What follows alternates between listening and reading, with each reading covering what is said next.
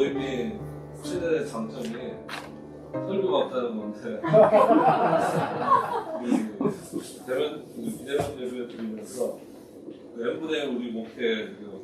그래서 중간에 오신 분들은 좀 낯설으실 텐데 설교가 없고 서로 이제 말씀을 인사이트 이런 것들을 나누고 삶을 나누는 관점들을 위주로 이렇게 예배가 진행돼요. 그게 그 아비시라는 페이커 그렇게 한다고요. 원래는 이게 개신교가 카톨릭의 그 동신사제를 반발해서 나온 거기 때문에 목사도 사실은 교회에서 이제 편의상 고용한 말씀을 가르치려고 편의상 고용하는 사람들이지 그 동신사제 그 개념을 쓰는 건 안 되는데 오늘날 이렇게 너무 오히려 이제 목사들이 카톨릭의 그 동신사제 더 센 개념이 있어서 저는 이제 목사 말 쓰지 말라는 그런 이유에서 그렇습니다. 우리가 어떻게 보면은 이 개신교의 정신에 굉장히 부합한 예배를 드리고 있다는 자부심을 가지고 1년에 거의 한 번씩 지금 설교를 하고 있으니까 저는 오랜만에 가지고 말이 되게 장황해야 될 것 같은데 저희부터 주무시면서 집중 마세요. 마가복음 1장 우리가 도마복음은 사실 이게 경경이 아닌데 그 경경이 죄송합니다. 정말 제가 이제 집어넣었습니다. 도마복음 얘기를 좀 우리가 그 학교하는 오늘 말씀에서 그 거의 지금 몇 번 읽었는지 무엇이죠? 거의 두 번째 도마복음을 읽고 있어요. 저도 이제 도마복음을 굉장히 처음 하는 것인데 상당히 이 의미가 많이 있습니다. 도마복음 이야기부터 해서 진행하도록 하겠습니다. 마가복음 1장에 보면 여러분들 1절에 그 무슨 말씀이 나오는지 혹시 아세요? 마가복음 1장 1절 하느님의 아들 예수 그리스도의 복음의 시작이라는 말로 이 마가복음이 글을 엽니다. 시간에 대한 규정이 나오는 거죠, 처음에. 그리고 계속해서 2절과 4절은 어떤 구절이 나오냐면 복음의 시간을 규정하고 그 다음에 복음의 공간을 규정해요. 그 복음의 공간이 어디일까요? 광야입니다, 광야. 복음의 시작과 그 공간이 광야에서 시작돼요. 세례 요한의 그 복음의 선포 그리고 예수님이 바로 또 그 세례 요한의 세례를 받고 나서 이제 회개와 천국에 가까워하는 이 말씀을 전하는 복음의 시작 광야에서 출발하고 있음을 명백하게 보여주는 구절입니다. 왜 광야라는 그 공간이 중요할까요? 야훼 하느님을 믿는 종교가 실질적으로 이제 아브라함부터 시작했다고 하지만 실제로는 그 공사된 성서 그 모세 오경을 기록하면서 어느 정도 그 믿음의 시스템을 갖춘 그 종교 유대교는 그 모세와 이스라엘 민족의 출애굽 후에 광야 시절에서부터 출발하니 신약을 종교로 믿는 기독교나 구약을 믿는 유대교나 다 광야에서 출발한 종교라고 할 수 있습니다. 굉장히 깊은 의미가 있어요. 광야에서 시작한 종교의 의미가 무엇일까 생각해보면 광야라는 공간은 성경에 굉장히 많이 나옵니다. 광야 인터넷 찾아보시면 엄청나게 많이 나오는데 그것은 인간의 그 가공적인 도움을 거부하는 그 장소를 의미합니다. 기존에 인간이 만들어 놓은 모든 그 신에 대한 집단의식, 윤리의식, 사제주의, 심지어 정형화된 언어로 존재하는 그 경전이나 모든 종교적 가르침조차 거부한 채 하느님과 단독자로 깨닫고자 하는 그런 강한 의지가 담긴 그 공간이라는 것입니다. 우리 이제 광야에서 우리의 그 신앙생활을 고찰해야 돼요. 신앙을 고찰해보면 우리 너무나 많은 부분에서 내가 직접 깨닫지도 못한 예수를 믿고 있고 내가 직접 깨우치지 못한 하나님을 믿고 있음을 우리가 깨달아야 합니다. 목사가 말하는 예수, 성서에서 문자적으로 언어적으로만 이해했던 하느님, 다른 이가 가르치는 종교적 윤리가 아니라 남의 모든 가상의 도움 없이 내 스스로 깨닫는 그 하나님, 내 스스로 온몸으로 깨닫는 신의 음성, 신의 뜻을 이 광야에서 비로소 듣게 되는 것이 기독교 신앙의 출발이고 예수 종교의 그 본질인 것입니다. 로마복음이 언제부터 그 사람들에게 소개되는지 혹시 아십니까? 1945년에 이집트 낙 한마디 지역에서 이 보문서 발견이 돼요. 그 전에 로마복음에 대해서 말로만 그런 게 있다는 걸로만 전해졌어요. 그게 이제 초기 교부들이 이제 예수님의 제자들의 제자 뭐 이렇게 해서 나가는 사람들인데 이 사람들이 글을 굉장히 많이 썼습니다. 그래서 사실 이 사람들의 그런 증언에 의해서 이 신약 성경들이 조금 그 집합돼서 그 오늘날 이제 정경화가 됐는데 그 사람들이 이제 도마복음이라는 게 있다 이런 식으로 어떤 교부는 도마복음 굉장히 인간적인 문서다 이런 식으로도 얘기했고 어떤 사람은 이제 굉장히 정경적인 그런 말씀이다라고 이야기를 했죠. 1945년에 이집트 낙 한마디 지역에서 최초로 완성된 형태의 도마복음 사본이 발견이 됩니다. 그게 이제 파피루스라는 그 이집트에서 자라갈 때 뭐 2m, 3m 정도 되고 6m까지 자라는데 그걸 그 껍질을 딱 쪼개면은 삼각형의 그 속껍질이 나와요. 하얀 속껍질.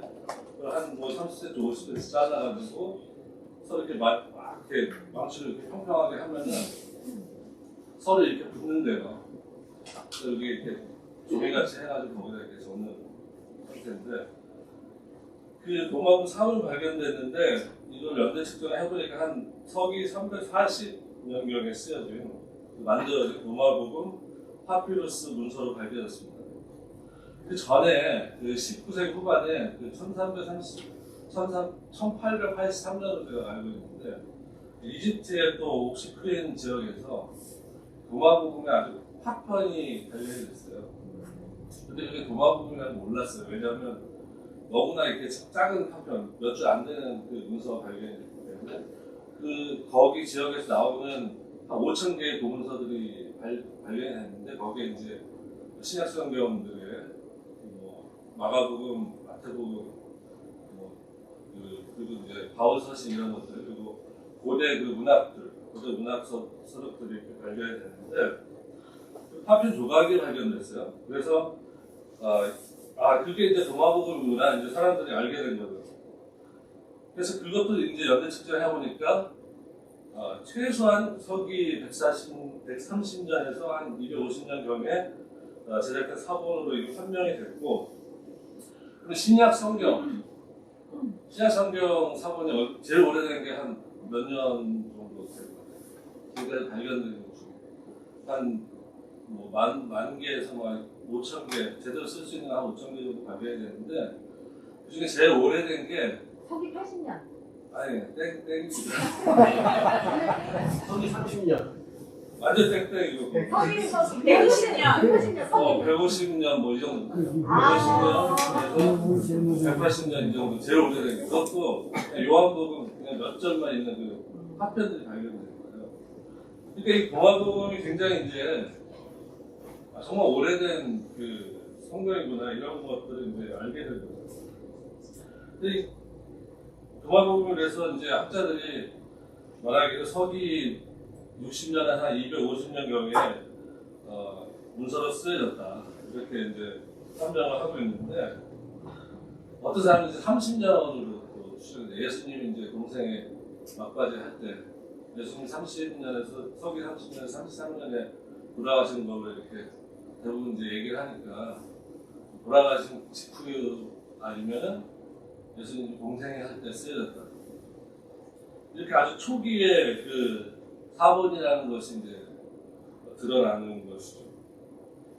근데 문제는 이제 도마복음이 딱 이제 두 개밖에 없다는 사본이. 그러니까 그래서 이제 아직 정경적인 그런 문서를 인정을 못 받고 있는데 굉장히 이제 이 사본들의 발견이 큰 파장을 일으켰습니다. 그 이유는 크게 두 가지가 있는데, 첫 번째로 이 역사적 예수 연구의 중요한 증거가 발견이 된 것입니다. 역사적 예수 여러분들 배우셨다고 들었는데 실제 했던 그래요. 역사적 예수에 또 대가가 또 있죠. 여러분 잘 아시죠? 아우리 브레인 감정부 그거는 역사의 예수라고 해요. 굉장히 바로 고급지다는 말을 쓰죠. 역사의 예수 여러분 잘 알겠죠? 간단하게 얘기하면 현재 우리가 믿는 기독교는 바울의 기독교라고 해도 과언이 아닌 만큼 바울의 해석에 의한 예수를 믿는 기독교라고 할 수 있습니다. 가장 핵심적 바울 기독교의 메시지는 예수는 하느님의 아들이며 십자가에 죽으셨고 부활하셨다는 것이 핵심입니다. 십자가에서 죽은 것에서 끝나면 안 되고 대속을 위한 죽음이었다는 것이 중요합니다. 인류의 죄를 대신 속죄한 죽음인데 하느님의 아들이기에 이것이 가능한 것입니다. 마지막 아담으로서 가능한 것이고 이것을 믿는 사람은 의롭다 하심을 받는다는 굉장히 이게 바울만의 특한 교리예요. Justification by faith. 그래서 믿음으로만 이제 의롭다 칭의를 받는다는 그 명제가 바울 해석의 핵심입니다. 믿음이라는 것은 전인적인 깨달음, 신적 경험과 같은 성령이 동반되는 그 실제에 대한 경험을 말합니다. 그래서 그를 믿는 사람은 죽어도 예수의 부활에 참여한다는 내용입니다. 그런데 문제는 바울이 예수의 사후에 부활한 예수만을 단편적으로 경험한 사람이잖아요. 살아계실 때는 못 만났잖아요. 그것도 이제 다마쿠스로 가는 그 도상에서 바울아 왜 나를 핍박하느냐. 이제 난 내가 핍박할 예수다. 딱 이 몇 마디 들은 거죠. 근데 그게 환상이 아니고 그 성경을 보면 이제 빛을 받다가 다른 사람들 음성을 못 듣고 그래서 거의 이제 실제적으로 이제 현연한 그런 사건입니다. 그런데 뭐 그렇다 할지라도 살아계신 그 역사의 예수를 경험하지 못한 것이 문제입니다. 제자들처럼 1년 이상의 기간 동안 살아있는 예수를 접하지 못했다는 게 문제인데 바울의 기독교는 그래서 예수를 해석한 일단 인간에 의해 해석된 예수를 믿는 종교입니다. 다시 말해 예수에 관한 종교라는 것이죠. 즉 Religion about Jesus 예수에 대한 종교고 종교가 할 수 있는 방법은 역사적 예수 탐구자들은 실제 예수가 이 세상에 출범했고 출범했던 종교 최대한 제3자의 해석 과정이 없는 날 것으로의 그 예수 즉 릴리전 오브 지저스 예수의 종교 그게 뭔가 그걸 이제 탐구하는 것이 예수의 종교가 바울의 종교와 차이가 있다고 있을 것이다라고 주장하는 것이 역사 예수 탐구의 그 주된 그 논쟁입니다. 신약 성경이 처음 문자화되어 기록된 것이 서기 50년 이후로 추정하는데 뭐가 제일 먼저 그 문서화했다고 여러분들 알고 계세요? 땡땡 먼저 땡땡 바울서지 내가 얘기하려고 그랬는데 정말 데살로니가 뭐 이런 갈라디아 이런 이제 쓰여졌는데 실제적으로 그 역사의 예수를 기록한 사복음서는 그 뒤에요. 그래서 한 60년 후에로 보기 때문에 예수님 사후 33년 정도에서 바울 서신이 기록되기까지 한 20년 세월이 걸려요. 그래서 예수라는 사람이 너무 이제 재해석됐다는 거예요. 그 세월 동안. 재해석 과정이 일어난 것이고 예수의 삶을 그린 복음서도 최소 30년이 걸렸다는 거죠. 그래서 재해석된 책이라는 게 문제입니다. 더 큰 문제는 역사적 예수를 탐구하려면 자료가 있어야 되는데 자료가 없어요. 유세비우스 같은 그 역사서, 동시대 역사서에도 예수란 지혜로운 사람이 있었는데 그런 식으로 하나님이 아니거든 이런 것도 사실 짧게 뜬금없이 나와요. 그래가지고 이게 후대에 조작된 거잖아. 거의 뭐 그렇게도 얘기도 하는데 그 성서도 이제 사실은 워낙 사람들이 이제 마이너리티잖아요. 그래서 예수를 알기 굉장히 어렵다는 것이죠. 그래서 예수의 삶을 가감없이 기록하기란 그와 실제로 살면서 그의 말을 바로 기록하고 그나저나 일기를 쓰듯이 기록해도 많은 오류와 재해석이 첨가될 텐데 그 파피루스라는 재료 한계 때문에 30년 이상 지난 후에 각자의 교회 상황에 맞게 예수를 기억하고 제사하는 것이 신약 성서이기에 실제로 예수의 종교, 즉 예수가 광야에서 처음 시작한 종교가 무엇인지 밝혀내기가 참 어려운 문제입니다. 여러분들 우리는 그러면은 예수를 재해석하려면 어떤 거를 끄집어낼 것 같아요? 뭐 민중의 뭐 이런 거겠죠? 저항하고 뭐 반항하는 예수 이런 거를 뭐 끄집어낼 텐데 이런 그 재해석 과정이 있었다는 거예요. 우리 성서 비평, 현재 비평 과정 처음 공간보험서 그 마태, 마가, 누가복음이 역사적 예수에 대한 부전으로 사람들에게 전승되다가 여러 쪽사본 형태로 이제 글로 이제 남기기 시작했어요. 그리고 그 사본들을 모아서 막 참고해서 공간보험서를 완성한 것으로 봅니다.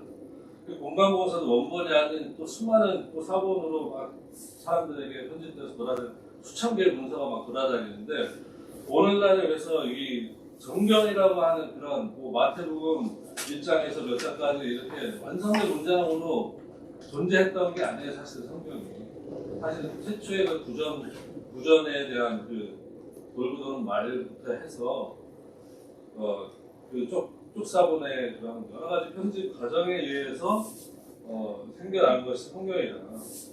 실제로 공간보험서에 겹치는 내용을 또 보니까 새 복음서 공통적으로 기록된 형태의 예수의 어록집이 있을 것이다. 그 아시죠? 뭐죠 이게? 아니. 동생. 큐가 이제 예수의 어록집이 있거든요. 최초에.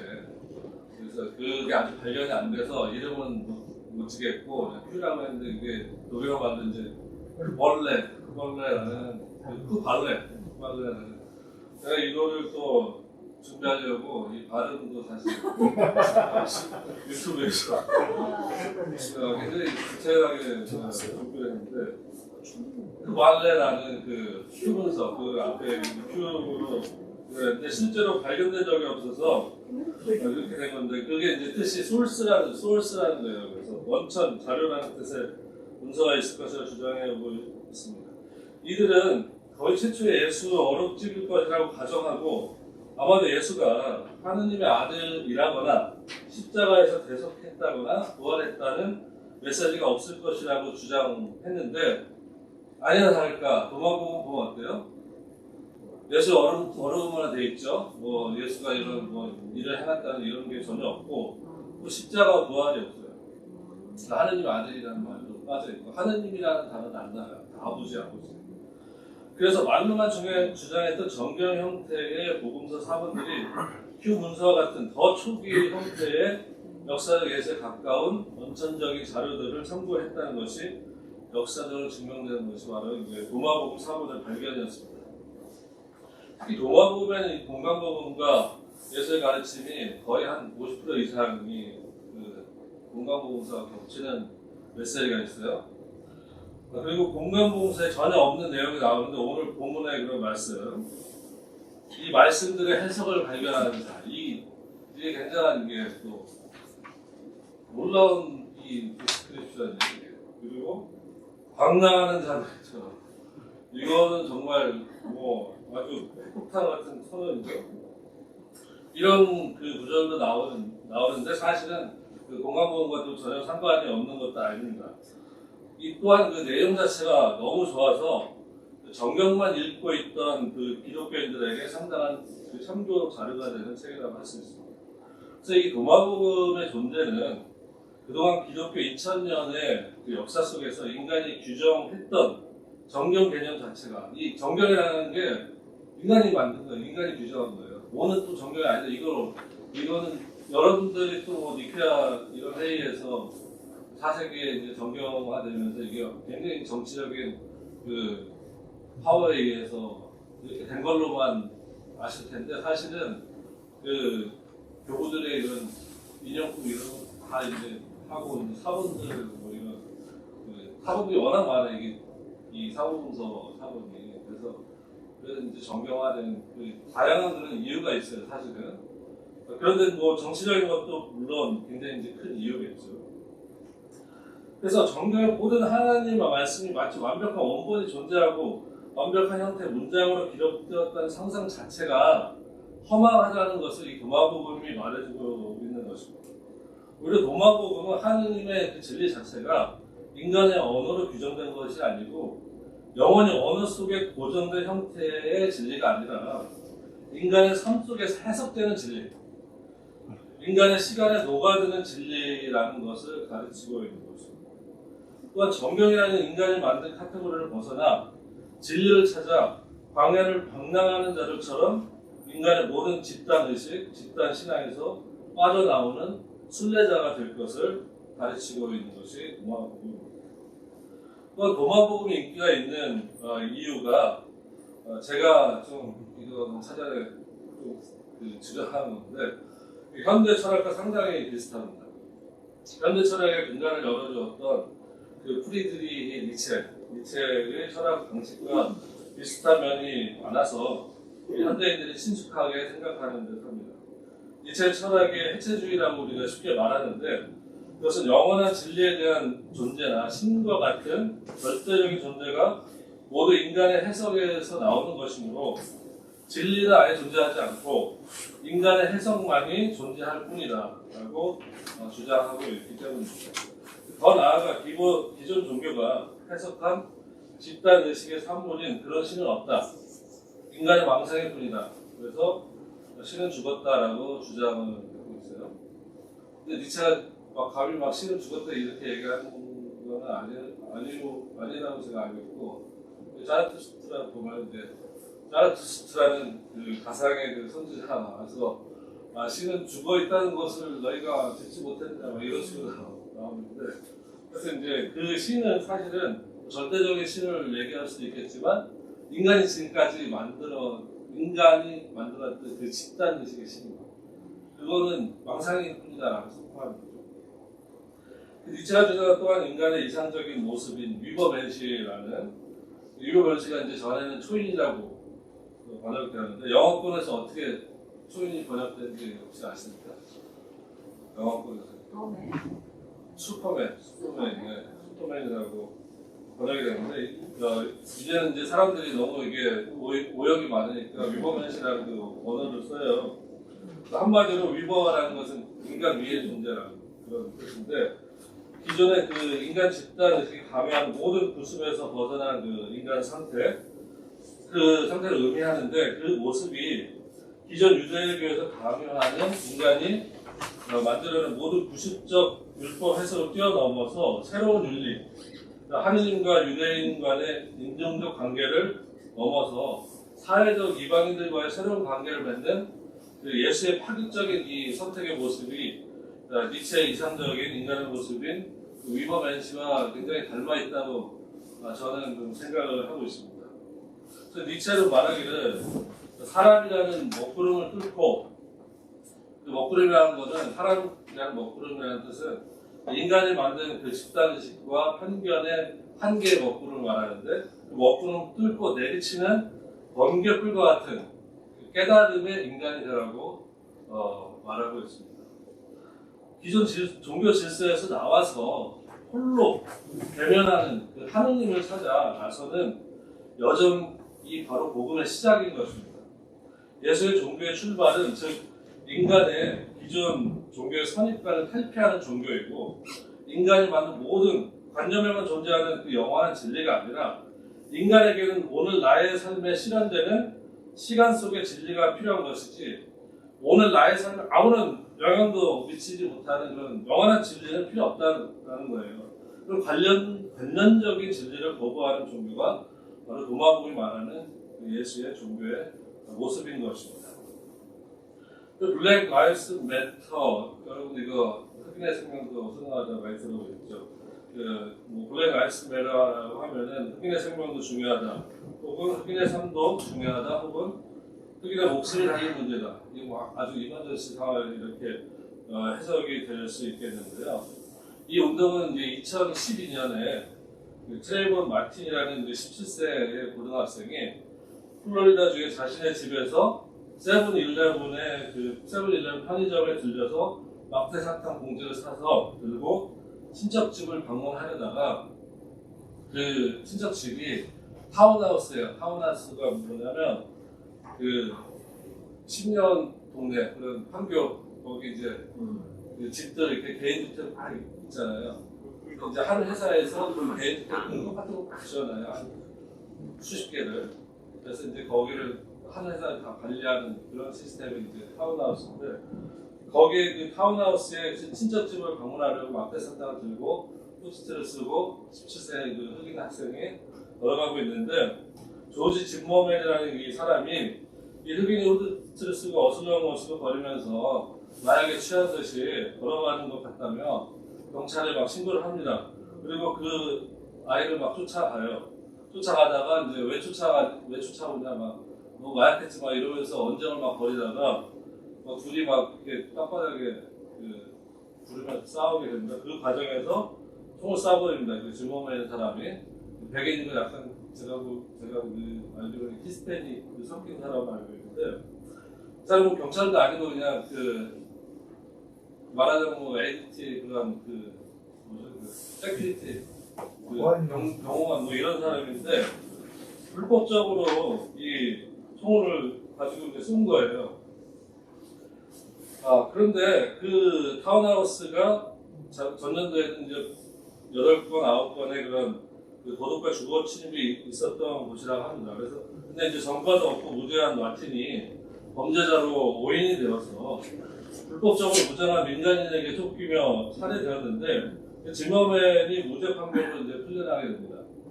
그 정당방위로 이렇게 해서 대대적인 반인종 차별 단체들이 그래서 들고 일어나게 되었습니다. 그래서 중요한 건 이제 경찰의 수사 발표와 법원의 판결들이 시민들 굉장히 이제 자극하는 것이에요. 아무것도 아닌 것처럼 그리고 뭐 혐의가 있는 사람처럼 마치 이렇게 그 방송을 해서 그 분노한 그 시민들을 자극하게 되고 그 시민들이 플로리다 지역이나 다른 지역에서 자발적으로 일어난 저항의 목소리가 당시 보급화됐던 SNS에 이제 막 보급화돼서 그 미국 사람들은 젊은 친구들은 이 여러분처럼 페이스북 잘 안 합니다. 그 엄마 아빠가 자꾸 친구 신청을 해가지고 막 이모도 신청하고 그러니까 자기 생활이 막 다 드러나니까 뭐 하냐면 이제 인스타그램이나 뭐죠 트위터 이런 거 많이 하는데 SNS 해시태그를 통해서 이 운동이 집결하게 됐고 그것이 블랙 라이브스 매터 운동의 시작이 되었습니다. 미국의 인종차별의 문제는 우리나라의 그 친일 문제처럼 건국과 건국 이전부터 뿌리 깊은 사회 갈등의 문제입니다. 이 모든 인종차별의 문제 기원은 미국 제국주의 폭력에서 기원했으며 아프리카계 노예들을 관리하고 통제했던 노예 주인의 폭력에 기원한 문제예요. 제가 뭐 다음에 기회 되면 이제 그 백인우월주의에 대해서 좀 얘기를 했으면 좋겠는데 이 모든 인종차별이 노예 주인의 그런 관습에서 비롯된 거예요. 그 노예 주인에게 그들의 그 비인간적인 폭력을 당한 그 희생된 노예들이 반란을 일으킬 거 아니에요. 그 반란을 어떻게 통제하느냐가 가장 큰 관건이었습니다. 따라서 노예들을 항상 타고난 열등한 존재로 각인시켜야 했고 그래서 여기서 이제 잘못된 해석을 가지고 온 거죠. 뭐 여러분도 아시다시피 노아의 함의 자손이다. 저주받은 함의 자손은 뭐 말도 안 되는 거예요. 사실 그거는 그런 컨셉을 가져왔고 또한 인구가 10%에서 15%를 노예가 이제 처음에 이 미국에서 인구가 이제 자꾸 불어나면 안 되니까 10%에서 15%를 막 관리했어요. 근데 요즘도 그 15%를 막 관리하는 게 있어요. 그 사람들이 뭔지 아세요? 그 미국에서 태어나지 않은 그 외국인들 수가 15%를 넘어가면 백인 우월주의도 난리였습니다. 이게 통제의 그런 그 퍼센테이지 지금도 쓰이고 있는데 이제 15%를 넘지 않고 통제해야 됐고 폭력적 저항을 하는 흑인들을 강력하고 잔인한 폭력을 응징해서 이들의 저항을 통제하고 이제 잔인한 폭력이 정당 방어로 용서되는 그런 사회적 전통이 생겨난 것입니다. 미국의 인종차별이 폭력적인 형태로 진행되는 것이 바로 이 지점입니다. 흑인이나 동양인이나 자신들의 그 경제적, 사회적 지위를 넘보는 위치가 되면 안 되기 때문에 이들을 비인간화시켜야 됩니다. 그리고 열등한 존재를 만들어야 통제할 수가 있기 때문인 것입니다. 특히 모부한 흑인들을 백인 여성에게 추근된다는 누명을 씌워서 매우 잔인하게 살인하는 경우가 비일비재했습니다. 공개적으로 나무에 목을 매달아 죽인다든지 물에 태워 나무에 매달거나 전시해서 비인간화시키는 일들을 저질렀는데 이 공권력은 이것을 정당방위로 인정하여서 처벌하지 않는 경우가 대부분이었습니다. 1955년 그 에메틸이라는 미시시피의 14세 흑인이 있었는데 흑인 소년이 그 백인이 운영하는 조그만 가게에 이제 가서 물건을 고르고 있던 중 그 젊은 백인 여성 주인에게 휘파람을 했어요. 이 14세 흑인 아이가. 그래서 이 완전히 열이 빡빡친 거야 이 사람이. 백인 여자가 어디 감히 14세 흑인 애가 와서 나한테 휘파람 불어. 그러면서 나를 막 추행한다 얘가. 그래서 동네 그 백인 우월주의자들에게 막 알렸어요. 그랬더니 이 사람들이 와가지고 이 14세 흑인 소녀를 막 얼굴이 형체가 없을 때까지 때려 죽이고. 그래서 그 사건이 이 시민 권리운동, 그 마틴 루터 킹 주니어 나중에 이제 합류해서 일했던 그 시민 권리운동의 시발점이 된 것이죠. LA 하닝타운 폭력 사건도 마찬가지입니다. 그 LA 하닝타운 폭력 사건도 그 경찰이 흑인 아주 그 말도 안 되는 폭력을 통해서 그 제압해서 이제 생겨난 그런 사건이죠. 그래서 이 소수 인종을 잠정적인 범죄자로 배제시키고 혐오적 폭력을 행사하는 것이 노예주의의 오랜 그 폭력적 전통이었던 것입니다. 이 폭력에 저항하고 법을 만들고 위헌 판결을 얻어내며 소송하며 투쟁해 왔지만 아직도 그 노예주의의 폭력은 인종차별주의자들과 백인 우월주의자들의 그 DNA에 뿌리 깊게 자리 잡고 있습니다. 이들의 폭력에 저항하려고 수많은 인종평등 운동 시민단체가 생겨났습니다. 설립된 지 150년이 넘는 그 전국적 단체가 여러 가지 있는데 왜 하필 블랙 라이브스 매터가 세계적인 운동이 되었을까? 이것이 여기에 대한 질문이 제가 오늘 던지는 화두입니다. 가장 먼저 시대가 변했기 때문에 현재 시민들이 과거의 그 영광을 재현하려고 하는 시민운동 단체들의 구호와 그 지향점에 대해서 시대적 공감력이 떨어지게 된 것도 원인입니다. 기존 단체들의 소통 방식 구식입니다. 수많은 그 단체들, 그 NAACP라는 단체가 있어요. 전국 유색인 지휘 향상 협회. 이게 이제 미국 전국적인 그 단체인데 한 150년이 넘었어요. 이런 단체도 있고 킴 목사가 세운 단체들이 있는데 제가 이제 그런 그 단체들을 방문을 해봤어요. 그러니까 어떻게 이 사람들이 하냐면 처음에 이제 딱 리셉션리스트가 딱 나와요. 아주 좋은 그 사무실에. 그리고 이제 먼저 접수를 합니다. 그리고 해당 카운슬러나 그 지역 CEO를 그 만나게 해주겠다 하면서 예약을 막 잡아요. 근데 당장 못 만나게 해요. 그리고 나중에 이제 예약이 되면 전화나 이메일을 주겠다 하고 이제 돌려보냅니다. 그러면은 전화가 보통 거의 안 와요. 이메일도 안 옵니다. 그래서 이렇게 너무 사무적이고 상하적인 그 소통 방식에 젊은 세대들이 공감 못합니다. 그리고 회비도 되게 비쌉니다. 그 3만원, 4만원 하니까 젊은 사람들 거기에 돈을 잘 안 쓰더라고요. 그런데 이제 갑자기 SNS를 통해서 간단하고 아주 열린 소통의 길이 생기니까 훨씬 접근력이 좋을 수밖에 없고 리더나 지시자가 따로 없이 평등한 상태에서 집회 소집이나 알림들을 자유롭게 소통하게 된 것입니다. 그 과거 시민단체는 이메일을 보내도 막 뚫려가지고 비서를 써가지고 그랬는데 이 사람들은 아주 간단하게 작성해서 누구나 뿌릴 수 있는 그런 평등하고 열린 소통을 SNS를 통해서 가능하게 한 것이 새로운 시민운동의 길을 열어놓는 계기가 되었던 것입니다. 그 과거의 뭐 리더들은 탁월한 리더십을 바탕으로 사람들을 이끄는 것을 좋아했고 자신들의 그 룰을 강조하는 사례가 많았죠. 그래서 이 사람들도 반복론을 계속 굉장히 중요하게 생각해서 어떤 룰을 가지고 시민운동을 전개할 것인가에 대한 고민을 굉장히 많이 했어요. 그래서 말하자면 이게 정의를 먼저 세팅을 해요. 정의를 먼저 세팅을 하고 시민운동을 막 하는 그런 패턴이었어요. 그래서 마틴 루터 킹 주니어 목사는 비폭력주의를 먼저 세팅을 하고 뭐 시민운동을 한다든지 뭐 말콤 엑스는 자기 방어적 폭력투쟁 그것도 이제 뭐 불사하면서 세팅을 하고 시민운동을 하는데 동시에 이 결정은 닫힌 소통이 되고 탁월한 리더들이 마치 모든 사람의 의견을 대변하듯이 행동했던 상하적인 그런 소통의 결정이 있었던 것입니다. 평등한 토론과 정보 소통이 SNS로 가능해지고 블랙 라이브스 매터는 오히려 단체의 성향이나 방법론에 얽매이지 않고 실질적으로 가장 중요한 오늘 우리 지역에 필요한 저항운동 그 자체에 집중할 수가 있었던 것이죠.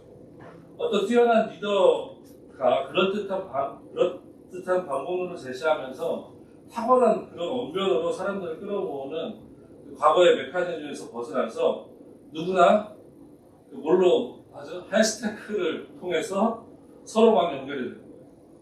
그 사람들은 그래서 저항의 그 중요성에 집중을 해가지고 그 아주 수평적인 소통하면서 마음을 모으게 되는 것이죠. 그래서 어떤 이의 탁월한 인도나 발언이 없이 자발적으로 일어나서 저항하는 사람들이 모여서 서로의 평등한 목소리를 내는 집회운동에 자리 잡게 된 것입니다. 참여자 모두가 시민운동의 주체가 되는 그런 운동이 블랙 라이브스 매너의 시작인 것이죠. 저도 이제 캘리포니아에서 이 블랙 라이브스 매너를 참여한 적이 있어요. 2015년경에. 그때 이제 뭐를 했냐면, 그때 이제 국정교과서 문제가 터졌을 때요. 그래서 유학생들 주목해가지고 학교에서 데모를 하잖아. 너희들이 다니면 그 학교에서 데모를 해가지고 국정교과서 반대 사인을 받자. 서명을 받자. 뭐 한국인이나 뭐 미국인 상관없이 막 받자. 그래가지고 제가 이제 그거를 했어요. 클레먼트 거기 학부 대학교 굉장히 많은데 제가 이제 학교를 한 5년째 됐는데 캠퍼스에서 그 데모를 하는 거는 한 번도 본 적이 없는데 제가 이제 후배들과 같이 하니까 그 사람들 너무 좋아하는 거예요. 거기 이제 되게 굉장히 그 리버럴한 학교인데 막 처음으로 막 데모를 하니까 그래가지고 서명 운동은 거의 뭐 제가 미국에서 아주 1등으로 받았어요. 한 300명 이상. 막 그 자부심에 쏠아가지고 참도 지나가는 사람 박수 치고 막 그러는데 갑자기 한 수백 명의 그 중중들이 막 들어다치면서 블랙 라이브스 매너 막 이러면서 모르는 거예요. 이게 뭐냐 그때 마침 이제 학부 대학교에서 그 부총장이라는 사람이 그 인종차별 발언을 했거든요. 거기에 이제 저항을 해가지고 막 하는데 너무 그 질서정연하고 굉장히 멋있더라고요. 그래서 이제 저는 이제 갑자기 이제 참여하게 됐는데 그 사람들이 이제 고등학교 갓 졸업한 그런 알뜰 학생들 그 학생들이 서로 손쉽게해서 만들고 그 인종차별 발언했던 그 대학교 부총장을 비판하면서 그 지역의 수많은 사람들이 자발적으로 모여들어서 그 행진을 하게 됐고 마침 이제 다 끝나고 나서 이제 한 곳에 모여서 아주 짧은 준비되지 않은 발언들을 막 이어나가고 있었어요. 이들에게는 뭐 비폭력주의라는 엄격한 방법론이 있었던 것도 아니고 그 지역에 무슨 저명한 시민운동 리더가 발언을 한 것도 아니었고 연설한 것도 아니었어요.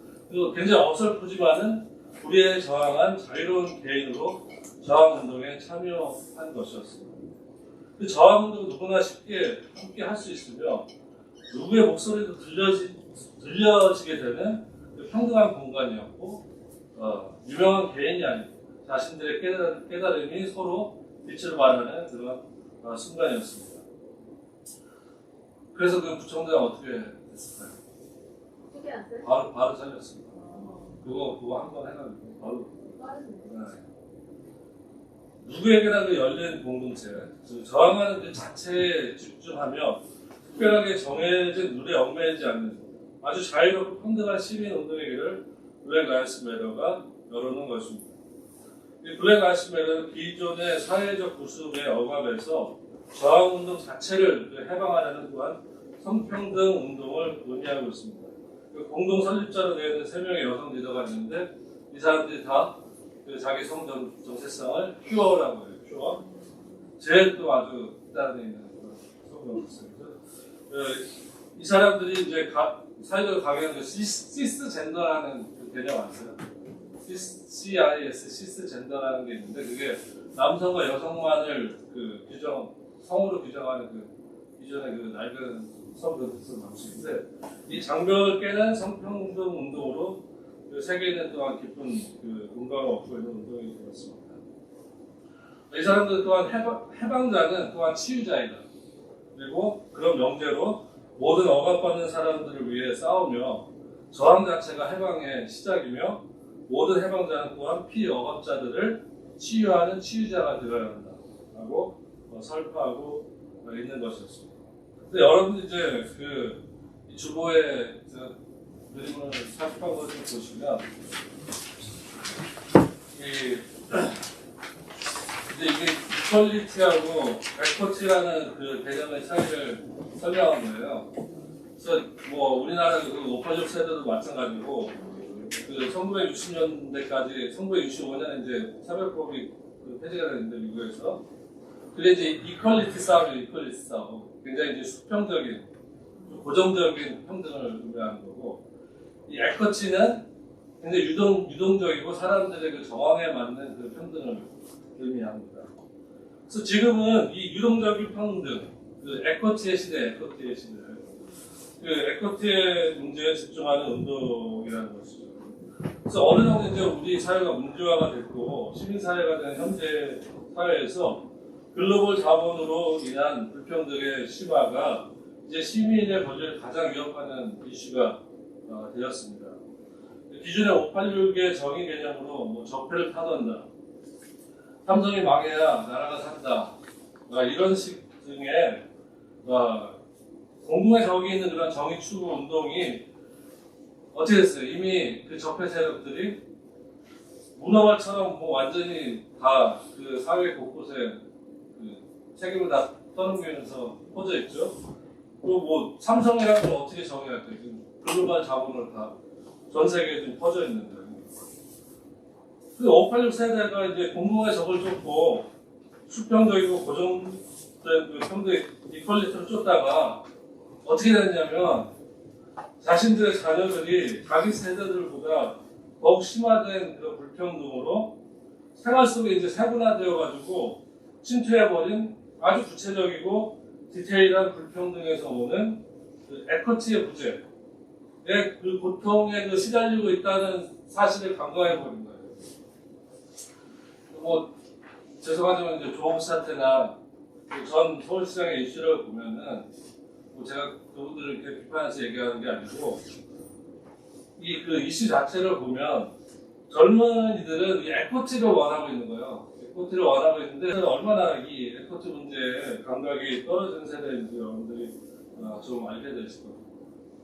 기생충이라는 영화 여러분들 다 보셨을 텐데 그 감독이 말하고 싶은 핵심은 그 IMF나 대만 카스트라 파동에서 이제 기성세대가 폭망해가지고 그 소수 자본가의 그 기생충으로 전락한다는 그 이야기가 줄거 그 핵심이 아니에요. 사실 기생충이 그들의 자녀들, 당신들의 그 멀쩡한 자녀들, 그 주인공이 누구예요?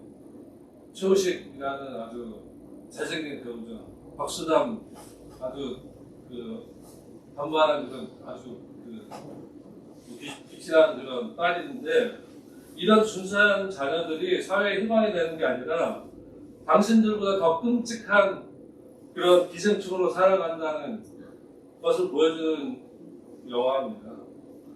그래서 그 영화의 실질적인 주인공은 송강호가 아니라 최우식. 강야에서 예수의 종교를 추구하는 우리의 정의의 모습은 블랙 라이브스 매터 운동과 같은 기존의 가치로 규정되길 거부하는 저항이 되어야 합니다. 적폐와의 싸움이나 반미 친미 등의 구세대적인 카테고리로 정의할 수 없는 새로운 시대의 싸움이고 저항이 이미 시작되었음을 우리가 깨달아야 한다는 것이죠. 그래서 586의 정의 개념을 이미 세팅하고 우리가 현장에 가는 게 아니라 그 현장에 가서 내가 지금까지 경험하지 못했던 현재 가장 민중에 필요한 정의를 그 이동적인 진리를 체험하고 깨달으려고 우리가 현장에서 연대해 본다면 얼마나 그 다이나믹한 사건으로 그 우리의 그 운동이 순례 여정이 될 것이라는 그런 확신이 드는 거죠. 기존에 우리 그래서 제가 이제 도마공의 핵심은 숫자 연관의 성경 모어서를 완전히 뒤집는 것이다. 그래서 정말 오늘날 많은 기독교인들이 대부분 대다수의 기독교인들이 성경 모어서를 믿고 모든 성경 말씀을 그런 오류가 없는 말씀이다라고 하잖아요. 근데 사실은 어때요? 그러면 성경 모어서를 믿는다는 거는 그 말씀 다 실천해야 된다는 거 아니에요? 근데 사실은 저는 그 말씀을 실천하는 사람 한 사람을 본 적이 없어요. 그러니까 이미 이 사람들은 언어 관념에만 머물러 있는 거예요. 그래서 내 부족함은 하나님과 예수님이 다 채워주실 거고 예배당에 이미 세팅되어 있는 진리를 얻으려고 예배당 예배 중심의 신앙으로 흐르는 것이 오늘날 대부분의 기독교인들의 신앙의 모습입니다. 이것은 예수의 광야에서의 종교의 모습과 너무나 배치되는 그런 모습이면서 바울의 종교와도 맞지가 않고 심지어 종교 개혁자들의 개신교 정신과도 매우 모순되는 모습인 것입니다. 그 광야의 종교, 광야하는 순례자들의 종교는 로마복음의 그 하느님 나라 비유에서 나오듯이 어떤 여인이 그 순례길을 가면서 이게 항아리에 이동하잖아요. 그게 이제 순례의 길인 겁니다. 근데 이제 막 밀가루가 막 쏟아져요. 근데 자기도 몰라요. 그래서 대단한 내가 무슨 목적을 이루려고 하는 것이 아니라 순례의 길을 막 가는데 나도 모르는 사이에 내가 노력한 만큼 보상이 주어지는 것이 아니라 진리 추구의 순례의 길을 걸어갈 때 나도 모르게 시간 속에서 역동하는 그런 하느님 나라가 막 생겨나는 거예요. 그게 이제 도마복음에서 말하는 하느님의 나라인데 그 자체 순례의 길에서 생명이 탄생해서 살아 숨쉬는 진리 자체의 운동이 되는 것이죠. 그것이 바로 하느님 나라의 운동 원리인 것입니다. 그래서 우리 모임이 연령 숙명 보이는 그런 모이는 보잘것 없는 그 모임이라 할지라도 오늘 우리 삶에 이루어지는 진리를 찾고자 방랑하는 순례자의 길을 떠날 때 아무도 모르는 사이에 그 하느님 나라가 이루어지는 운동이 벌어지고 있다는 것. 이것이 얼마나 그 다이나믹한 역동성이고 심장이 살아지는 그런 생생함이 있다는 것을 여러분들 기대해 주셨으면 좋겠습니다. 저는 마가복음 1장 1절의 그 복음의 시작이라는 기술에 큰 감명을 받습니다. 복음은 곧 시간이며 시간 속에 존재하는 것이지 시간이 없으면은 복음도 없는 것입니다. 그게 이제 저만의 개통 철학인데, 개통 신학인데, 그렇다면 복음이 하느님의 진리에 관한 소식이라면 그 복음 또한 영원하거나 영원하지 않거나 하는 것이 그게 중요한 건 아니라 시간 속에서 이루어지는 복음이라는 그 복음의 본성이 중요한 것입니다. 하느님의 복음은 시간 속에서 사는 우리에게 오늘, 지금, 이 순간에 이루어져야 하는 시간적 사건이어야만 한다는 것입니다. 여러분은 왜 광야에 나왔습니까? 왜 나오셨어요, 여러분들? 광야에 무엇을 보러 나오셨나요? 친한 분이 와서 따라오는 것도 아니고 어떤 그 양심의 깨달음이었죠. 제가 예전에 이제 철방에서 좀 이렇게 사고를 치는데 너무 창피해가지고 그때는 이제 진짜 아무 기도도 여러 번에 기도할 거 생각도 못하고 그랬는데 그때 이제 한 사람 한 사람 너무 미안해서 그래가지고 여러분들 한 사람 한 사람의 그 모습이 이제 보이기 시작합니다. 정말 이분들이 양심적으로 그런 괴로움 속에서 이 정말 어려운 관점들을 하셔서 이 강연에 나오게 됐는데, 그래서 우리는 강연에서 깨닫는 자를 연초부터 제가 강연에서 헤매는 사람이 되십시오 이런 말을 하고 싶은 것이 아니라 기존의 고정된 종교 질서에서 떠나서 하루하루 나의 시간 속에서 실현되는 진리, 오늘 내 삶 속에서 해석되어 삶과 필요 적용되는 그 진리를 찾아서 방랑하는 그 순례자, 순간순간 역동하는 순례길을 나서는 광야에서의 예수의 종교를 우리가 함께 추구하자는 말씀입니다. 저는 여러분들이 어떤 계획을 가지신지 모르지만 진짜 광야에 나오셔서 이렇게 계속 영국에 가실 건지 아니면 어디로 돌아가실 건지 모르겠지만 부디 우리가 무엇을 하든지 어디를 가든지 이 한국교회라는 먹구름을 뚫고 그 내리치는 번개불과 같은 그런 깨달음의 사람들이 되시기를 예수님의 이름으로 권면을 드리겠습니다.